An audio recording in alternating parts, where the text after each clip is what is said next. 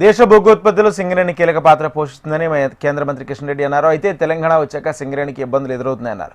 సింగరేణి విషయంలో వివాదం నెలకొన్న నేపథ్యంలో ఆయన ఢిల్లీలో మీడియాతో మాట్లాడారు. బీఆర్ఎస్ కాంగ్రెస్ పార్టీలు సింగరేణిని అన్ని రకాలుగా విధ్వంసం చేశారని ఆరోపించారు.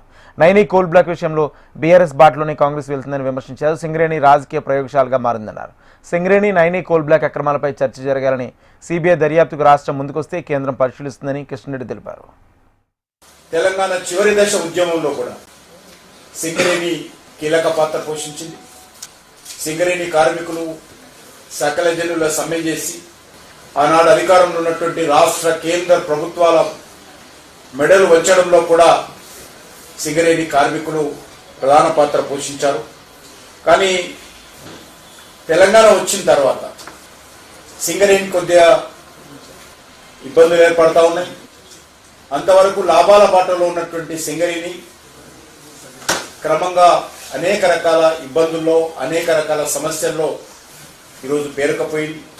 ఈ సంస్థలో 51% తెలంగాణ రాష్ట్ర ప్రభుత్వానికి,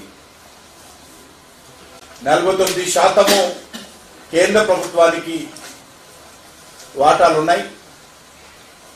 అయినప్పటికీ కూడా 49% ఉన్నప్పటికీ కూడా పూర్తి పెత్తనం గత అనేక సంవత్సరాలుగా స్వాతంత్రం వచ్చినప్పటి నుంచి కూడా పూర్తి పెత్తనం అంతా కూడా రాష్ట్ర ప్రభుత్వ ఆధ్వర్యంలోనే ఉండేది.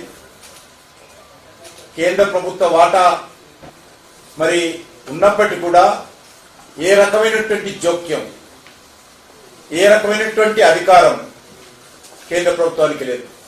అది 7 మంది డైరెక్టర్స్ తెలంగాణ ప్రభుత్వం తరఫున, 3 మాత్రమే కేంద్ర ప్రభుత్వం తరఫున ఉంటారు.